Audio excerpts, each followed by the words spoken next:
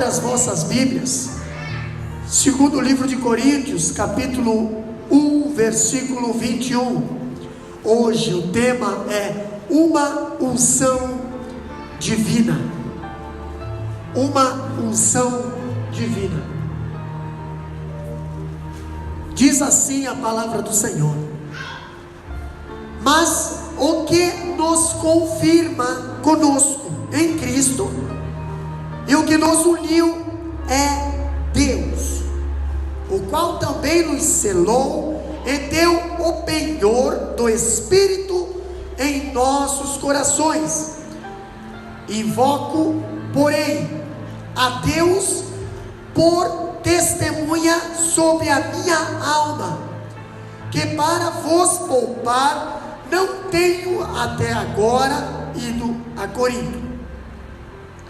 Não que tenhamos domínio sobre a vossa fé, mas porque somos cooperadores de vosso gozo, porque pela fé estáis em pé. Amados, fala bem assim: porque pela fé estamos em pé. Amém? Podeis aceitar. Uma unção divina. Uma unção divina. Paulo, apóstolo, que abriu a igreja de Coríntios, na sua segunda carta, Paulo ele prossegue agora nesse estudo, nesse tema, no argumento de sua defesa, mostrando aos crentes daquela igreja de Coríntios a grandiosa obra de Deus em seu favor. Diante de tão grande obra, não fazia sentido acusações deles contra Paulo. Nós vimos no último culto algumas acusações contra Paulo, contra o ministério de Paulo, contra a fé de Paulo, contra a pregação de Paulo. E essa obra de Deus pode ser sintetizada em 4 pontos. Quando eu vejo Paulo falando sobre a unção divina, ele estava falando sobre a unção divina que estava sobre ele, na qual muitos daquela igreja não estavam acreditando. Pastor, 4 pontos nós aprendemos com o apóstolo Paulo. Primeiro ponto que Paulo nos mostra é a confirmação. Confirmação do quê? O que diz no capítulo 1, versículo 21 de 2 Coríntios? Lê bem alto para nós. Pode ler. Mas os que nos confirma convosco em Cristo, é o que nos ungiu, é Deus. Mas os que vos confirma convosco. Paulo não estava falando, irmã Eliane, só da unção na vida dele. Paulo estava falando da unção na vida da igreja de Deus. E Paulo fala aí no capítulo 1, versículo 21, mas aquele que nos confirma, ele não está falando aquele que me confirma, ele está falando aquele que nos confirma convosco, em Cristo. A palavra grega bebaion, traduzida por confirmar ou confirmar, é um termo que significa um relacionamento legal indiscutível ou indestrutível. É uma confirmação. Uma confirmação, e nessa linha de pensamento o escritor diz que o termo confirmar é de origem comercial, que se refere à garantia de cumprimento de um contrato. Você vai fazer um contrato, você precisa que alguém confirme. Você está fazendo alguma documentação, você precisa levar lá no juiz de paz para fazer o quê? Reconhecer, confirmar. Pastor, e o que tem a ver essa palavra confirmar na vida de um crente? Se nós não tivéssemos confirmação de Deus, não seria válido nosso trabalho aqui. Se nós não tivéssemos confirmação de Deus, nós não teria nenhuma garantia. Eu acho interessante que a confirmação significava que o vendedor garantia a autenticidade, a qualidade do produto que vendia, ou ainda que prestaria o serviço conforme o prometido. Você vai comprar alguma coisa? Muitos irmãos esse final de ano compraram coisas novas, né? Compraram. Muitos ganharam, não serviram, mas você tem a notinha que você tem a garantia que pode ir lá trocar. Outros vão comprar alguma coisa, você compra alguma coisa, você já pede quantos anos de garantia? Tem garantia? Tem garantia. Me dá nota fiscal, que eu preciso de um comprovante que confirme quando eu comprei, para que quando eu for lá dizer, estragou e está na garantia, eles vão pedir, me apresente uma prova, e você apresenta a nota fiscal para confirmar aquela garantia. Pastor, eu acho interessante que o Espírito nos confirma e nos garante que Deus é confiável e cumprirá todas as suas promessas. A palavra de Deus diz: deixo-vos um consolador. O escritor nos ajuda a entender esse assunto quando diz que a palavra bebaion, que quer dizer confirmar, é empregada com um sentido legal nos papiros a respeito de uma garantia concedida de testamento, que certos compromissos serão cumpridos. No Novo Testamento, bebaion é usado de modo semelhante em conexão com a proclamação do Evangelho. Então, peraí, ide pregai o Evangelho. Peraí, mas como é que eu vou pregar o Evangelho se não tem nada que confirme esse Evangelho? Não tem nada que confirme. Onde é que está o bebaion? Onde é que está a palavra confirmar no Novo Testamento? Nós encontramos em Marcos capítulo 16, versículo 20, que diz bem assim, e eles tendo partido, pregaram por todas as partes, cooperando com eles o Senhor, o Senhor nunca deixou eles sozinho, entendeu? Dependendo do Deus que você serve sozinho.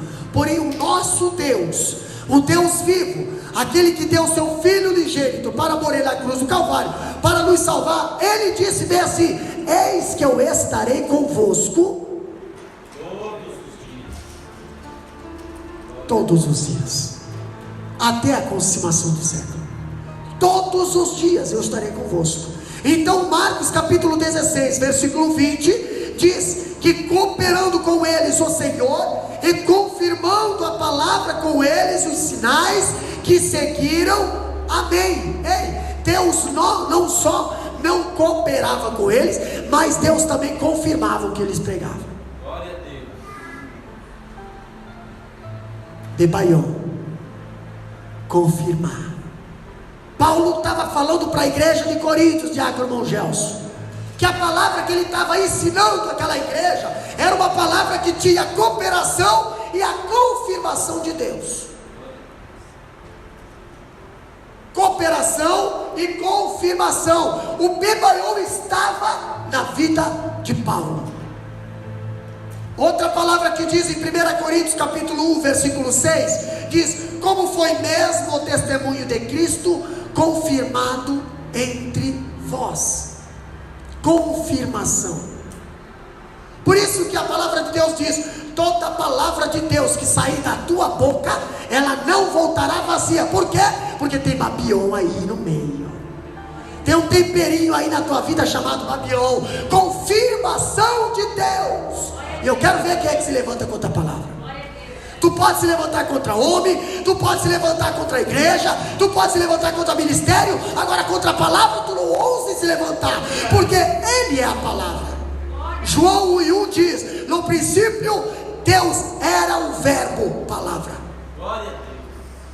e o verbo estava com Deus, e o verbo era Deus. Então cuidado quando você se levanta contra a palavra. Existe o Bebaion na palavra, existe a confirmação de Deus na palavra. Paulo mostrou para aquela igreja de Coríntios, na qual a igreja de Coríntios estava massacrando ele, Paulo mostrou: ei, aquele que nos confirmou. Outra coisa que Paulo estava falou para a igreja de Coríntios, capítulo 1, versículo 21, lê de novo para nós ali, pode ler agora, irmã Zé, 1 e o 21 de 2 Coríntios. Mas o que nos confirma convosco em Cristo e o que nos ungiu. Beleza, o que nos confirma nós já vemos, agora também o que nos ungiu. Não basta só confirmar, precisamos da unção. O que a unção faz, pastor? O pastor Elton pregou aqui no call, e eu nunca mais vou esquecer. Davi não precisava ficar falando: eu sou homem de Deus. Davi não precisava ficar falando: eu sou ungido rei. Davi não precisava ficar falando. A Bíblia diz que a unção de Davi contagiava aqueles aonde viam ele passar. Por quê? Por causa da unção, cheiro da unção. Pastor, como é que era a unção naquela época, ou nessa época? Eu não sei, mas a Bíblia diz lá no Salmo 33, é como óleo precioso, que desce sobre a barba de Arão, e desce até na orla dos seus vestidos, unção de uma forma completa. A unção de Deus não é pela metade. Quando falamos da unção de Deus, aqui Paulo fala a unção, e nos ungiu é Deus. A palavra unção é derivada do conceito do Antigo Testamento. No Antigo Testamento, profetas, sacerdotes, reis eram ungidos para representar o seu comissionamento como representantes de Deus diante do povo. Como representantes de Deus diante do povo. E o povo precisava, era obrigatório o povo reconhecer que aquele que foi separado por Deus, ungido por Deus, eles tinham que honrar, respeitar. Era respeitado naquela época, era honrado naquela época.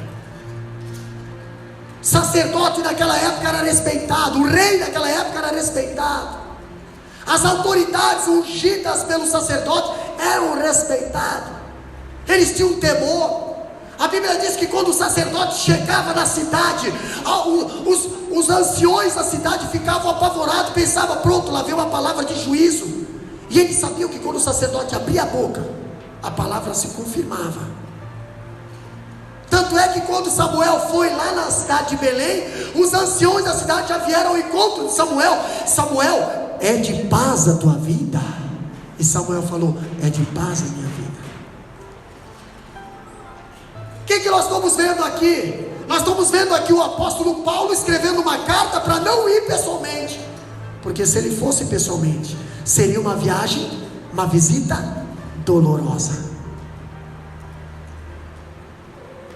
Samuel chegou na cidade: é de paz a minha vida, vim sacrificar ao Senhor. E aí, qual é a casa que você vai sacrificar? Qual é a casa? Estarei indo na casa de Jessé. E o resto da história a irmã Eliane já pregou no sábado à noite. Interessante.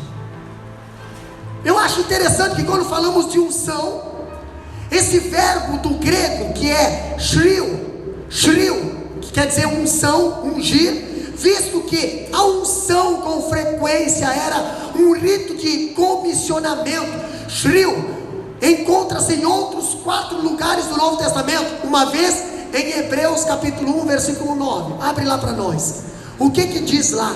Outro já abre em Lucas capítulo 4 versículo 18, outro Atos capítulo 4 e 27, bem alto, bem claro, para que todos possam ouvir e entender. O que é shrio? Olha só, Paulo foi ungido pelo Espírito com um poder e para dar testemunho do evangelho aos gentios. Hebreus capítulo 1, versículo 9. Amaste a justiça e aborreceste a iniquidade. Por isso, Deus, o teu Deus, te ungiu com óleo de alegria, mais do que a teus companheiros. Olha só, quer ser ungido? Quer ser ungido? Quer ser ungido de Deus? Ama a justiça e aborreça a iniquidade. É o que está aí no versículo. Sabe por que foi ungido, irmã Daniela? Porque amaste a justiça e aborrecesse a iniquidade. Tem gente hoje, meus amados, que faz de tudo, entendeu? Cancela até o que quiser cancelar. Para quê? Por causa da iniquidade, não por causa da justiça. Mas os ungidos faz ao contrário. Os ungidos preferem sair perdendo por causa da justiça. O que diz ali em Lucas capítulo 4, versículo 18? Ainda falando desse shrill, falando ainda desse ungir. Pode ler, quem achou pode ler.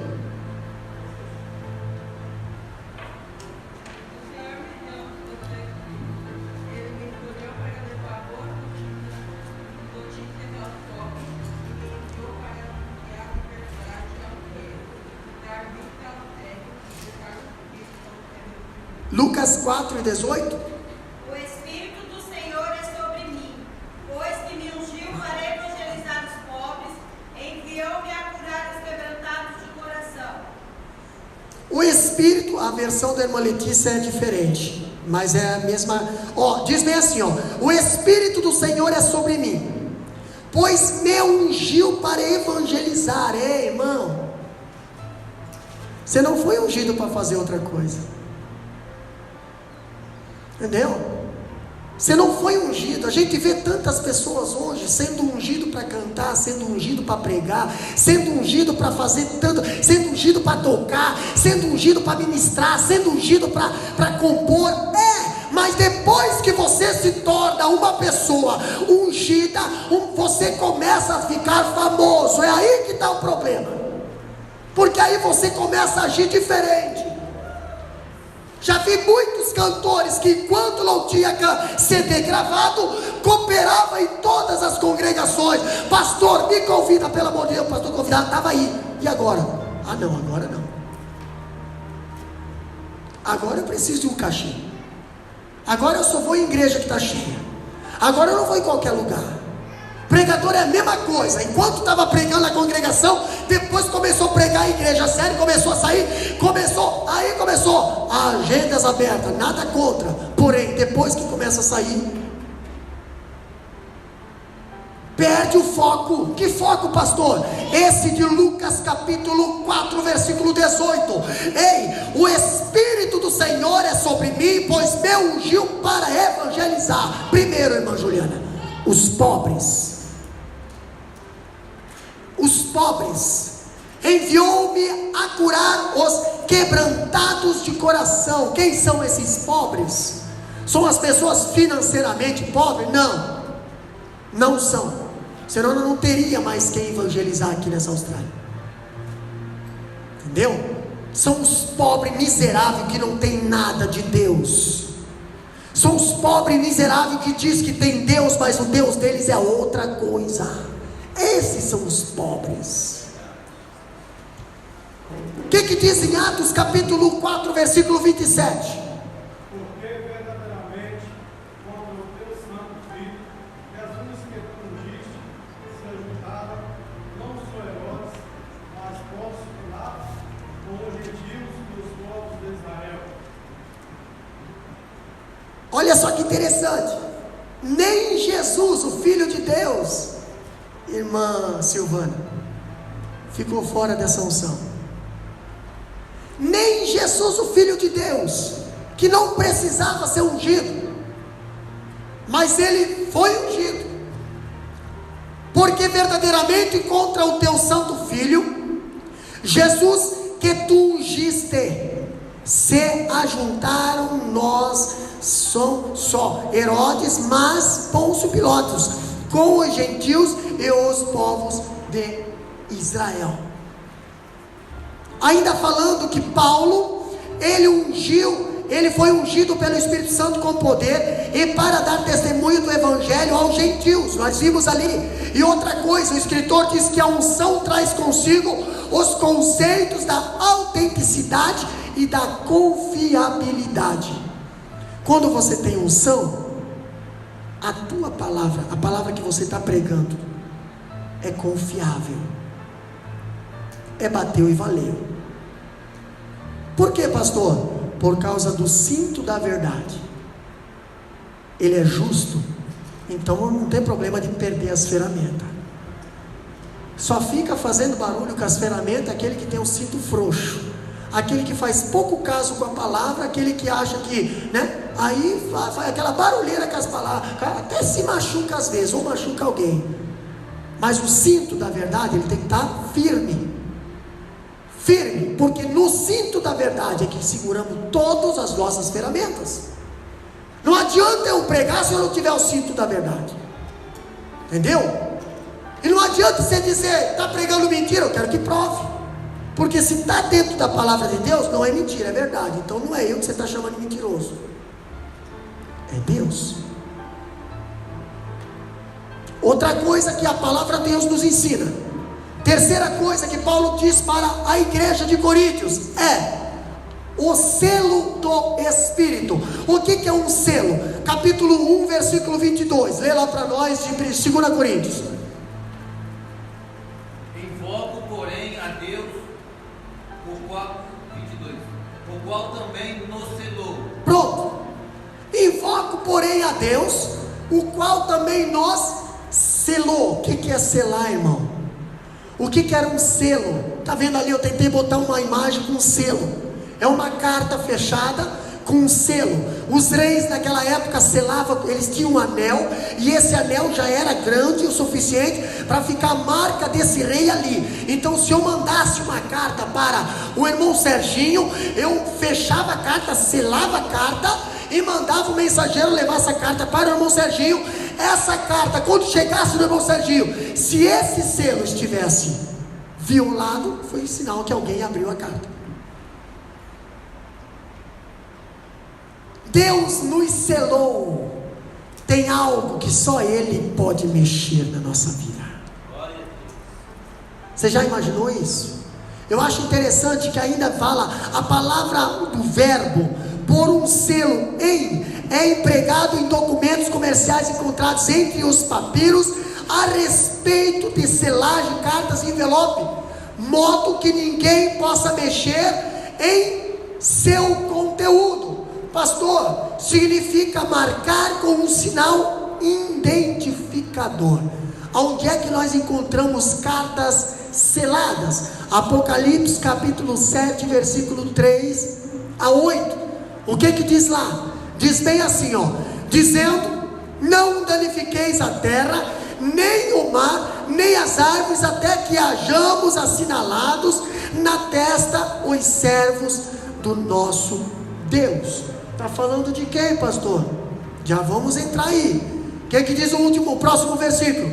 Eu vi o número dos assinalados, e eram de 144 mil assinalados, de todas as tribos dos filhos de Israel. Quantos? 144 mil. Pastor, eu estou me lembrando de alguém que fala desse número. Quem é? Os testemunhas de Jeová. Eles dizem que é só 144 mil que vai subir. Pois é, interessante. Então não vai subir ninguém deles aqui, porque aqui a palavra de Deus diz que são 144 mil das 12 tribos. Então são só judeus. Pronto, perderam o tempo deles. Das 12 tribos, está aqui, irmão. Olha aqui. Eu ouvi o número dos assinalados, e eram 144 mil assinalados, de todas as tribos dos filhos de Israel. Não está falando dos gentios, nós, está falando das tribos de Israel. Então esse povo, o testemunho de Jeová, que é gentio, que está achando que vai para o céu, não vai, porque a Bíblia diz que só vai entrar 144 mil. Isso na palavra deles, que só vai se salvar 144 mil, só vai para o céu 144 mil. Mas esses 144 mil não tem nada a ver do que eles estão pregando. Esses 144 mil aqui é para depois, milênio. Entendeu? Milênio. Da tribo de Judá havia 12 mil assinalados, marcados. Da tribo de Rubi, 12 mil. Da tribo de Gad, 12 mil. Da tribo de Aser, 12 mil. Naftali, 12 mil. Manassés, 12 mil. Simeão, 12 mil. Levi, 12 mil. Issacar, 12 mil. Zebulão, 12 mil. Agora, esses últimos dois aí é interessante. Quais são os últimos dois aí? José e Benjamim. Benjamim, tudo bem, tribo de Benjamim. Mas por que José entrou agora? Porque nas 12 tribos de Israel não está o nome de José, está Manassés e Efraim. Por que José entrou agora? Porque tem uma tribo que não está aqui no meio dos assinalados.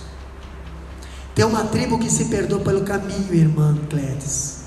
E um dia eu vou trazer o estudo sobre os da tribo de Dan. Cadê essa tribo? Por que essa tribo se perdeu? Por que essa tribo não está entre os assinalados? Entendeu? Não vou entrar em detalhe agora, mas um dia nós trazemos o estudo aqui. Cadê a tribo de Dan? Por que a tribo de Dan não vai lá? Por que Deus rejeitou uma tribo? Pastor, vamos para frente. O selo é um símbolo de legitimidade, propriedade e inviolabilidade. Você é selado, ninguém pode violar o selo que você tem na tua vida. Esse selo que você tem na tua vida é de Deus, ninguém pode. Aí você entende aquele versículo que muitas das vezes a gente fala e não entende que fala. Pastor, quem nos separará? Quem nos separará, irmã Eliane? Por que, pastor? Porque eu sou selado. O selo de Deus ninguém pode mexer, ninguém pode abrir. Lá nas últimas trombetas, a abertura dos selos, o anjo grita no céu dizendo: quem poderá abrir os 7 selos? Aí veio uma voz lá do céu dizendo: eis aqui o Cordeiro, digno de abrir os 7 selos. Você é selado. Valoriza. Não deixa Satanás violar esse selo que você recebeu de Deus. Esse selo que você tem é uma garantia de vida eterna, é uma garantia de entrada no céu, é uma garantia de um homem, de uma mulher, de um jovem santo aqui na terra. Satanás, ele quer tirar esse selo, Satanás, ele quer arrancar esse selo da tua vida. A palavra de Deus diz bem assim: guarda o que tu tens, para que ninguém tome a tua coroa. Por quê, pastor? A coroa eu recebo lá em cima, mas o selo eu tenho que manter aqui embaixo, senão eu não consigo a coroa lá em cima. Pastor, quando eu vejo algo interessante falando do selo, o selo de Deus garante a autenticidade do nosso relacionamento com Ele. Romanos 8 e 29, o que diz lá? Outro já abre em Efésios 1 e 13. Romanos 8 e 29. O selo de Deus, ele garante o nosso relacionamento com Deus. Aqueles que já romperam esse selo não tem mais um relacionamento com Deus. O que diz lá em Romanos 8 e 29? Porque os que antes conheceu também os predestinou para serem conformes à imagem do seu Filho, a fim de que ele seja o primogênito entre muitos irmãos. Olha aqui, porque os que antes conheceu também os predestinou. Deus já te direcionou, entendeu? Para serem conforme a imagem do seu Filho. Por quê? Para ser conforme a imagem do seu Filho, porque nós perdemos essa imagem. Lá no pecado lá de Adão e Eva, nós perdemos a imagem de Deus. perdemos o relacionamento com Deus, perdemos a comunhão com Deus. E hoje, pastor, hoje para nós nos tornarmos imagem e semelhança de Deus, nós temos que nos tornar santo. Santo. O que diz em Efésios capítulo 1, versículo 13?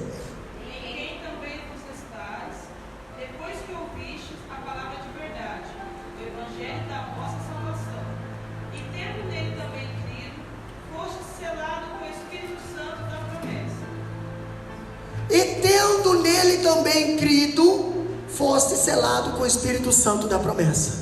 Ninguém é selado sem primeiro crer. Primeiro você precisa crer. Crê no Senhor, crê no Senhor. A palavra de Deus fala bem assim, ó: crê no Senhor Jesus Cristo e serás salvo, tu e a tua casa. O selo vem na salvação. A crença depende de nós. Pastor, quando falamos ali, por isso que o escritor diz que o selo é a marca de identificação de segurança. Pastor, como é que você tem tanta segurança da palavra que você prega? Por causa do selo. Nós temos muitas faculdades por aí hoje, entendeu? Mas nem todas são reconhecidas pelo MEC. O MEC é o que? É o reconhecimento federal de uma faculdade, uma estrutura a nível internacional. Beleza, pastor? Pastor, mas eu estou fazendo faculdade. Está fazendo faculdade, mas depois você vai ver. Recebeu o certificado. Quando você vai apresentar o teu certificado ali num currículo, alguma coisa, você vai olhar: ei, esse certificado aqui é simples. Mas como é simples? Dá uma olhada no selo. O selo, não tem o selo do MEC. E as exportações que nós fizemos no frigorífico aí, que muitas empresas multinacionais exigem isso, 9000, 9001, 9002, 9003. Pastor, o que é isso aí? É um selo de quê? Qualidade. Não precisa o cara entrar dentro do frigorífico, olhar frigorífico como faz as peças, não. Ele só precisa ver, é reconhecido, tem selo. Alguém já fez essa qualificação nessa empresa.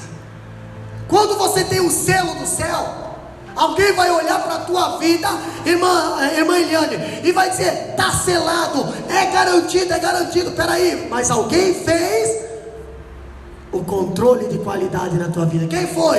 O Espírito Santo entrou na tua vida, tirou toda a sujeira, toda a imundícia, lavou de cima a embaixo, purificou, confirmou, enviou, ungiu, consagrou. Você está selado. Aleluia. Toda palavra que sair da tua boca não voltará vazia. Por quê? Eu tenho um selo do céu. Confirmado. Quando falo do selo, eu vejo outra coisa que o apóstolo Paulo fala ainda: o penhor. Pastor, o penhor do Espírito, capítulo 1, versículo 22, o que diz lá?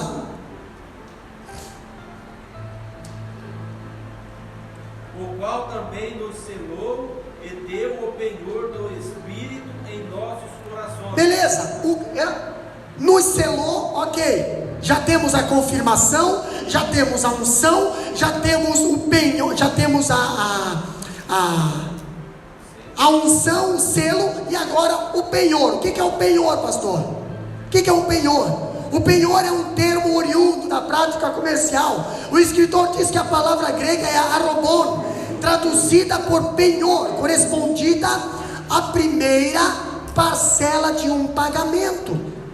Era uma palavra muito comum nos documentos legais dos gregos. Tratava-se da garantia de pagamento integral depois de uma efetiva a primeira parcela. Deixei a primeira parcela lá. Vou trocar de carro, quero ir lá, mas eu quero esse carro aqui, mas eu preciso ir em casa conversar com a esposa. A garagem diz bem assim: você precisa deixar aqui quentão. Você precisa deixar um penhor. Você precisa deixar uma garantia para nós reservar essa casa para você, esse carro para você. Tem que ter um penhor. Pastor, onde é que entra a nossa vida espiritual no penhor? Eu já vou explicar. O escritor diz que Deus nos deu o Espírito Santo como um depósito. um depósito, uma primeira prestação. Temos a garantia de que depois do depósito inicial vem a prestação subsequente. O que falta se completar de Deus na nossa vida ainda? Qual é a garantia que nós vamos para lá? É que o Espírito Santo está aqui com nós. Pastor, enquanto o Espírito Santo não estiver mais aqui, aí te vira. Entendeu? Aproveita enquanto o Espírito Santo está aqui, porque quando o Espírito Santo for recolhido, é sinal que a igreja foi recolhida junto. O penhor que Deus deixou aqui na terra para nós é o Espírito Santo. E nessa linha de pensamento, o escritor diz que arobou, que é penhor, era um depósito feito pelo comprador ao vendedor. Outra coisa diz, como garantia de que o pagamento total seria efetuado no devido tempo. Aí nós encontramos lá nos livros do apóstolo Paulo, a palavra de Deus dizendo bem assim: porque mais um pouquinho de tempo, e o que há de vir virá, e não tardará. O que vai vir? Vai vir a completa obra do Senhor, a plenitude. Vai vir o juízo, vai vir o arrebatamento, vai vir a igreja, as bodas do Cordeiro. Pastor, qual é a garantia? O Espírito foi nos dado como penhor, ou seja, como garantia da nossa total participação nas bênçãos da era vindoura. Como é que eu sei que eu vou para o céu, pastor? Jesus saiu daqui dizendo: vou para o meu Pai e vos preparar lugar, e quando eu for, vos mandarei um Consolador, que estará convosco até naquele dia que eu vou voltar buscar vocês. Temos um penhor aqui como garantia. E os anjos, quando Jesus subiu no monte da transfiguração, os anjos falaram bem assim: ó, varões galileus, por que estão olhando para o céu? Assim como vocês viram ele subir, ele vai descer. Então nós temos uma garantia: ele vai descer. Se o Espírito Santo está tocando no teu coração, se o Espírito Santo te toca, se o Espírito Santo fala contigo, se o Espírito Santo te convence, se o Espírito Santo ele trabalha na tua vida, é uma garantia que Jesus vai voltar. Porque a hora que o Espírito Santo não falar mais, Jesus já voltou. Então dá graças a Deus que você ainda sente o Espírito Santo na tua vida. Dá graças a Deus que você ainda sente a liberdade do Espírito Santo na tua vida, a unção do Espírito Santo na tua vida, o poder do Espírito Santo na tua vida. É sinal que ele ainda não voltou, mas ele está voltando, porque o penhor está conosco. Ele vai voltar a buscar o penhor e nossas pedras preciosas, que é a igreja. Pastor, quando falamos do penhor, nós vemos por Paulo faz a afirmação nesse ponto da carta, só para mostrar que a sua integridade e a verdade do Evangelho baseia-se na obra de Deus. Aí eu vejo que é o Espírito de Deus que confirmou e ungiu o apóstolo Paulo. A presença do Espírito é que autenticou e selou a sua missão de mensageiro. Agora eu vejo uma mudança de planos no ministério do apóstolo Paulo, e era o que alguns daquela igreja não estavam entendendo, era o que alguns daquela igreja estavam criticando. Por que Paulo mudou seus planos? Por que Paulo mudou? Paulo agora vai argumentar por que decidiu mudar os planos e não voltar a Corinto conforme tinha prometido. A sua motivação não era egoísta, irmãos. Ele não estava pensando nele, ele estava pensando na igreja. Mas muitas das vezes nós pensando na igreja, o povo pensa que estamos pensando em nós. Outra coisa que Paulo fala, essa mudança de planos não se deveu a um defeito na sua integridade pessoal, não, mas sim na sua profunda preocupação por eles. Paulo estava preocupado era com a igreja. Paulo estava preocupado era com a igreja. O vetor que governava suas decisões era o amor e não era o orgulho.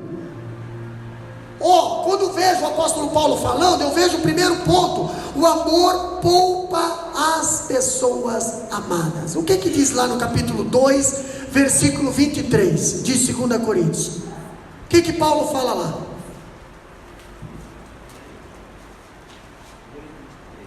Pode ler que nós temos pouco tempo. Capítulo 2, versículo 23. 2 Coríntios, capítulo 2, versículo 23. Espera aí, só um pouquinho. Deixa eu ver aqui. 2 Coríntios, capítulo 1 e 23. Invoco, porém, a Deus, por testemunha sobre a minha alma, para vos poupar, não tendo até agora ido a Corinto. Não é 2 e 23, é 2, 2 e 3. Esqueci de botar um ponto aqui. Desculpa. Pode ler lá, capítulo 2, versículo 2 e 3. Porque se eu vos entristeço, quem é que me alegrará? Senão aquele que por mim foi contristado? Escrevi-vos isso mesmo para que, quando lá for, não tenha tristeza da parte dos que deveria alegar, confiando em vós todos, de que a minha alegria é a de todos vós. Olha só que interessante. Já na primeira carta, Paulo havia perguntado aos crentes de Coríntios, capítulo 4, versículo 21 de 1 Coríntios, abre lá. Vamos ver qual foi a pergunta que o apóstolo Paulo fez aos irmãos de Coríntios. Capítulo 4, versículo 21. O que diz lá? Que quereis? Olha que pergunta. Olha a pergunta que o apóstolo Paulo faz. Olha a pergunta que o apóstolo Paulo faz para a igreja de Coríntios. Que quereis? Irei ter convosco com vara ou com amor e espírito de mansidão? Olha a pergunta que Paulo faz para a igreja. O que vocês querem? Porque o povo lá estava opinando demais. O povo lá estava beirando demais. O Paulo já faz uma pergunta. O que vocês querem? Vocês querem o que? Se decida. Irei a vós outros com vara ou com amor? Vocês querem que eu vou aí com vara? Ou vocês querem que eu vou aí com amor? Porque Paulo tinha as duas opções. E Deus estava com ele nas duas opções. Só que Paulo estava se doendo para não ir para lá com vara. Ele queria ir lá com amor. Ele queria ir lá com amor. Ele não queria ir lá com vara. Pastor, olha só que interessante. Depois que saiu de Coríntios para Éfeso, Paulo retornou à igreja numa chamada visita dolorosa. Capítulo 2, versículo 1. Lê lá para nós. De 2 Coríntios. Mas deliberei isto comigo mesmo, não ir mais ter convosco em tristeza. Ó, viu? Que mais? Porque se eu vos entristeço, quem é que me alegrará, senão aquele que por mim for conquistado? Olha só que interessante. E também Paulo escreveu uma carta dolorosa, capítulo 2, versículo 4. O que diz lá? Porque em muita tribulação e angústia do coração vos escrevi, com muitas lágrimas, não para que vos entristeceis, mas para que conheceis o amor que abundantemente vos tem. Olha só que interessante, irmã Clédia. Olha só o que estava acontecendo com o apóstolo Paulo. Eu vou explicar bem detalhado para vocês entenderem. Paulo não decidiu fazer a viagem dolorosa, ir lá pessoalmente. Porque se ele vai lá pessoalmente, ia ficar meio constrangedor. É ruim você ter que ir, irmão, por favor, né? Você tem que ser disciplinado. Não. Embora muitos estavam fermentando naquela igreja contra o apóstolo Paulo. Entendeu? Contra a vida do apóstolo Paulo, que era o líder da igreja. O que Paulo faz? Paulo escreve uma carta dolorosa. Essa carta dolorosa era para quem? Para a igreja? Não, nós vamos ver nos próximos cultos de ensino que a carta dolorosa era para Paulo. É muito difícil você escrever uma carta. Eu vejo o apóstolo Paulo escrevendo uma carta para a igreja, e nessa carta dizendo: irmãos, vocês são bênção. Porque Paulo estava usando amor. Paulo estava escrevendo: vocês são bênção, vocês são isso. Vocês são isso, Deus tem usado, Deus está usando, vocês são isso. Isso para Paulo estava sendo doído, porque é muito difícil, irmã Letícia, você pagar o mal com o bem. É só para quem tem graça. Pessoas que estavam machucando o apóstolo Paulo, pessoas que estavam desacreditando da vida do apóstolo Paulo, pessoas que estavam desacreditando do ministério do apóstolo Paulo, agora estavam recebendo uma carta de amor do apóstolo Paulo. Essa carta era doída para Paulo, estava sendo doída para o apóstolo Paulo. Quem é que estava escrevendo essa carta? O apóstolo Paulo estava escrevendo essa carta. Dá uma olhada como é que ele escreveu essa carta, cooperador Mosmir. Estava escrevendo em lágrimas, em pranto. E Deus estava vendo isso. Meu Deus, como é difícil escrever esse tipo de carta. Mas precisamos. Muitas das vezes precisamos escrever cartas dolorosas, para não fazer viagens dolorosas. Outra coisa que o apóstolo Paulo faz aqui, sendo assim, Paulo está decidido a não voltar nesse contexto e ambiente de hostilidade. Paulo viu que o clima estava alto, Paulo viu que a poeira estava alta, Paulo viu que Paulo disse: eu não vou lá dessa maneira, vou escrever uma carta, para que vocês vejam o que está na carta, obedeçam o que está na carta, e depois eu vou, deixa a poeira baixar. Entendeu? Deixa a poeira baixar. Se está assim nessa situação, foi porque vocês não vigiaram. Porque a primeira carta que eu escrevi para vocês, vocês não acataram. Agora eu tenho que escrever a segunda. O que mais que Paulo fala aqui? Olha só que interessante. Ele queria lhe dar algum tempo para o arrependimento, para que as suas vidas pudessem resultar em alegria. Paulo escreveu uma carta para que aqueles irmãos que estavam fazendo alguma coisa lá, pelo menos se arrependesse, se humilhasse, pedisse perdão, para que quando Paulo chegasse, tivesse tudo tranquilo. Olha que interessante. Outra coisa que Paulo faz ainda, ele diz que o amor não oprime as pessoas amadas. Capítulo 2, versículo 24, lê para nós.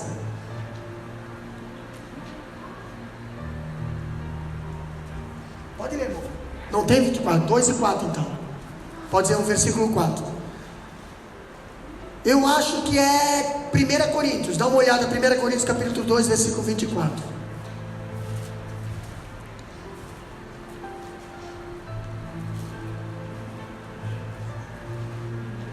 1 Coríntios 2 e 24, tem? Não, então é 4, versículo 4. Isso. Porque em muitas tribulações e angústia do coração vos escrevi, com muitas lágrimas, não para que vos entristeceis, mas para que conheceis o amor que abundantemente vos tenho. Olha só que interessante.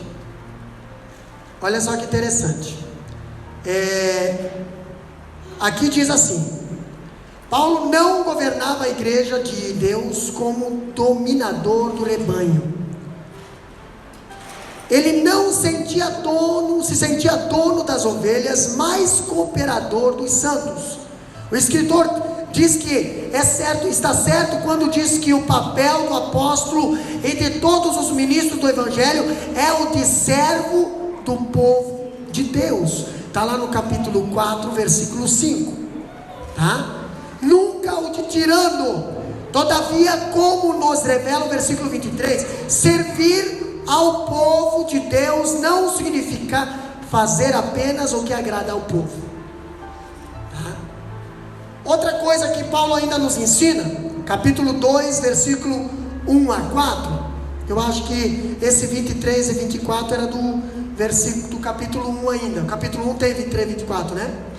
Isso. Então esses capítulos 23 e 24 aí é do capítulo 1 ainda, tá? 2 Coríntios. Agora, 2 Coríntios capítulo 2, Paulo fala que o amor não oprime as pessoas amadas. O amor não entristece as pessoas amadas. O que diz ali? Capítulo 2, versículo 1 a 4. Nós já lemos ali, mas eu vou aqui falar para os irmãos. O capítulo 2, versículo 4. Porque em muita tribulação e angústia no coração vos escrevi com muitas lágrimas, não para que vos entristeceis, mas para que conheceis o amor que abundantemente vos tenho.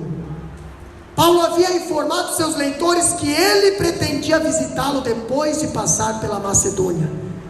Subsequentemente, ele mudou seus planos de modo que visitaria Coríntios primeiro. Por quê? Porque Coríntios necessitava. Coríntios estava em urgência, Coríntios estava em emergência. Então ele abriu mão de Macedônia, primeiro passou por Coríntios.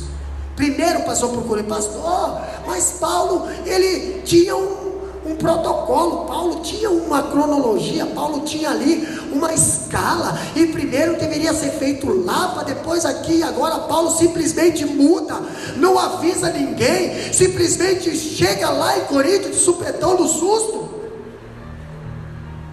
Aí nós vimos Jesus falar para os discípulos bem assim: é necessário. Vocês não entendem agora, mas é necessário.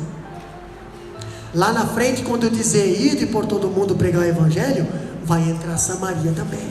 Por isso que era necessário Jesus fazer o começo. Era necessário.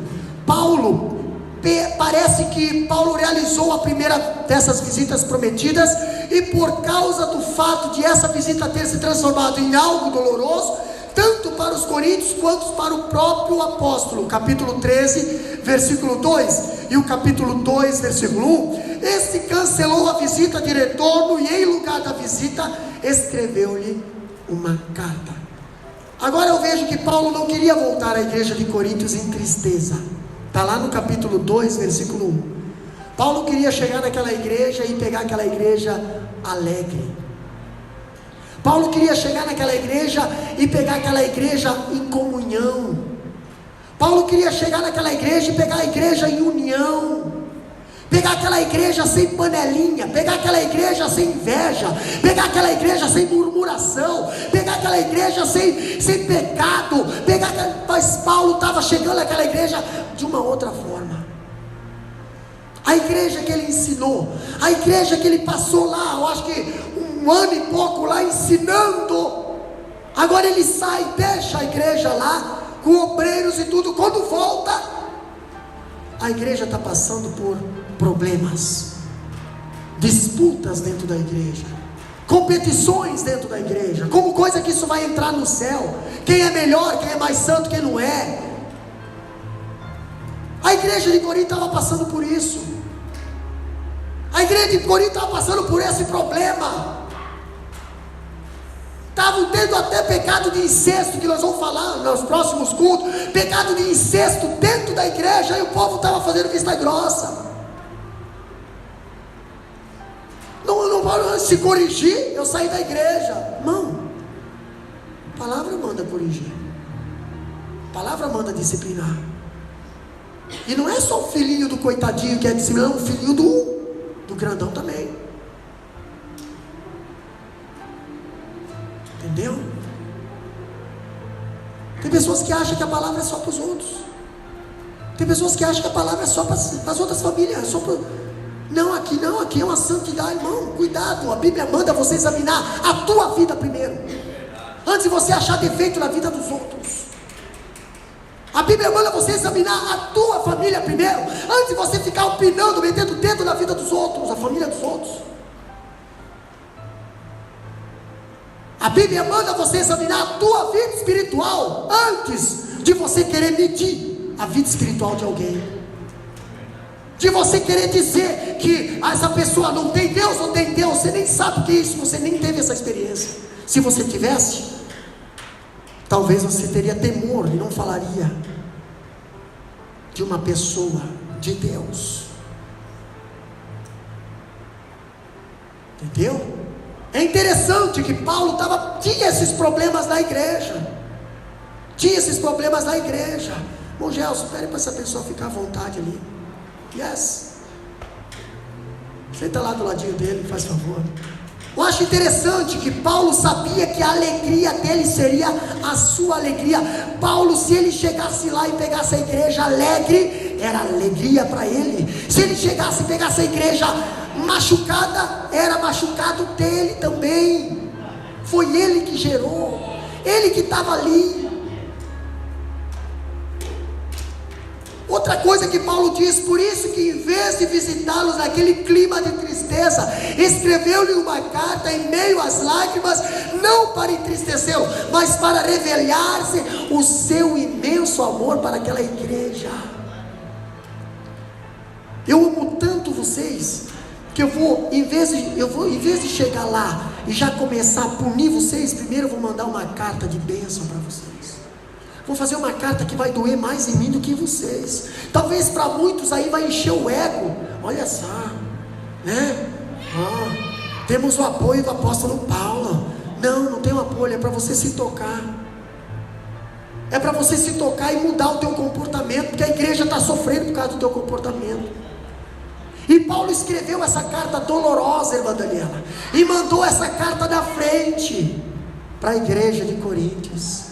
Essa carta seria uma carta de neutralização, uma carta de bênção. E aí o apóstolo Paulo chegaria, a igreja estaria lá, capoeira baixadinha. Aí o apóstolo Paulo começaria a colocar as coisinhas no lugar. Vai pensar que aquela chegada do apóstolo Paulo naquela igreja não causou constrangimento, não causou tumulto, sim. Ele teve que disciplinar, ele teve que tirar, ele teve que excluir. Teve algumas pessoas ali que ele mesmo falou: olha, entregue a Satanás, entregue a Satanás essa pessoa. Nós vamos falar isso. Pode isso, se a Bíblia está nos dando esse exemplo, irmão. Na igreja de Coríntios aconteceu, e nos dias de hoje acontece também. Nos dias de hoje acontece, entendeu? Nos dias de hoje acontece. Muitas pessoas hoje não querem estar conosco aqui, estão atacando pedras lá fora. Pastor, vamos orar. Não, tem muitas pessoas que Deus fala: entregue a Satanás, entregue a Satanás. É a Bíblia que nos dá isso aqui. Na próxima terça-feira nós vamos falar isso aqui. Então, se você quer saber, para não fazer confusão, não falte o culto. Não falte o culto de ensino, porque é aqui que nós aprendemos a palavra da verdade, a palavra da justiça, a palavra de homens e mulheres de coragem. Aqui nós não aprendemos mamão com açúcar. Aqui nós aprendemos é o feijão que te mantém de pé. Na hora da tempestade, na hora da tribulação, do terremoto, você está de pé, porque está na rocha. A palavra de Deus é sustentabilidade para o crente. Outra coisa para nós encerrar, irmã Eliane já se prepara. O amor põe aos outros antes de si mesmo. Paulo não pensava em seus próprios sentimentos, mas sim no sentimento dos outros. Paulo ele tinha um temor de chegar naquela igreja e perder alguém. Ele escreveu uma carta severa, resultante de angústia, e seu coração em volta de amor cristão. Seu grande desejo era que a igreja obedecesse a palavra, disciplinasse o transgressor e trouxesse de volta a pureza, a paz para a congregação. Era só isso que Paulo queria. Paulo queria que fizesse o quê? Obedecesse a palavra. Outra coisa, disciplinasse o transgressor. Outra coisa, e trouxesse de volta a pureza. Cadê a pureza na igreja? Cadê a pureza na nossa vida espiritual? Cadê a pureza na nossa comunhão com Deus? Cadê a pureza no nosso cantar? Cadê a pureza no nosso pregar? Cadê a pureza no nosso contribuir? Cadê a pureza no nosso andar? No nosso deitar, no nosso levantar, no nosso trabalhar? Paulo está chamando a igreja para essa responsabilidade, a pureza. Porque tendo pureza, vai haver paz no meio da congregação. Se coloca de pé, meus amados.